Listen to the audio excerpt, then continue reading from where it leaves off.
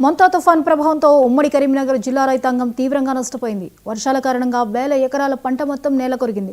చెరువులను తలపిస్తున్న పంట పొలాల నుంచి అన్నదాతలు బోరును విలపిస్తున్నారు. మరింత సమాచారాన్ని మా కరీంనగర్ ప్రతినిధి రిషికేష్ అందిస్తారు.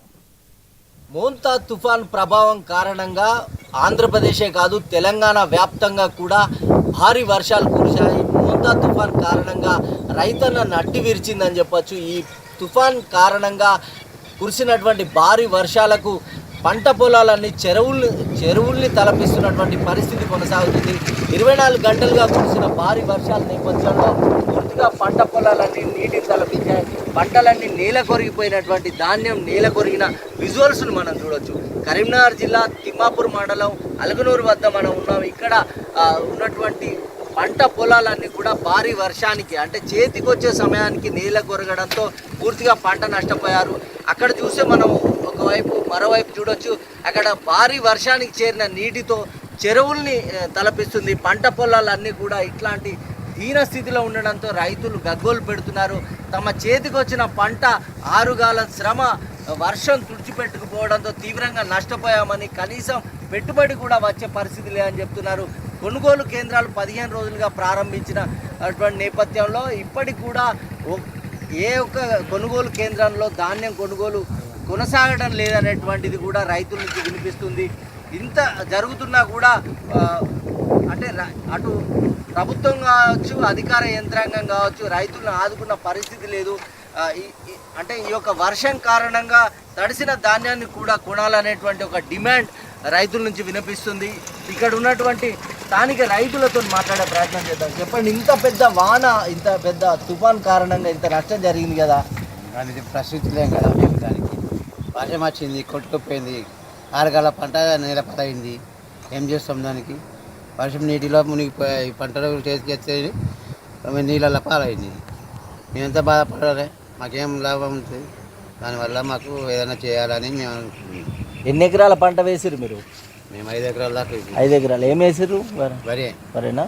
మరి అంటే ఇప్పుడు కోతకు వచ్చిందా? కోసారా లేక? కోతకు వచ్చింది, కోయగద్దామంటే వర్షం వచ్చింది, మొత్తం నేల కొరిగింది. అసలు పంట ఏమాత్రం పనికి రాదా?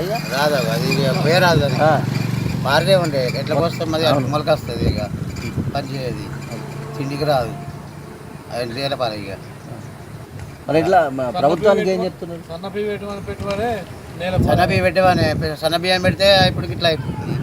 మనకి ఇలా మాకేమన్నా చేస్తారా సార్? మళ్ళీ చూడాలి. దానికి తోటి పంట అయితే వరకు అయిపోవు.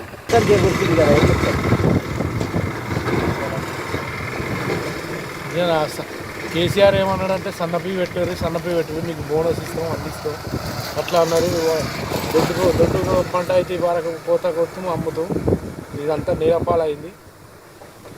ఎన్ని ఎకరాలు వేసారు మీరు? మేము 8 ఎకరాలు 7 ఎకరాలు దాకా వేసాం. రేవంత్ రెడ్డి కదా సన్నాలు వేయమని చెప్పి బోనస్ ఇస్తారు. దొడ్డి అయ్యేది ఉంటే ఇప్పటికి కోసి అమ్మేది 10 రూపాయలు అటు ఇటు పోతుండే. దొడ్డు రకం వేసి ఉంటే ఇప్పటికి చేతికి వచ్చేది.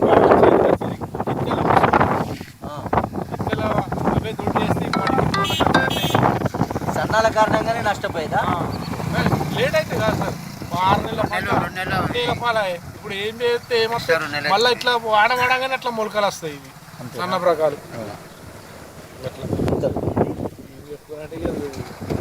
నేలపాలు అయితే ఏమైనా కట్టిస్తే నష్టపరిహారం ఇవ్వాలి.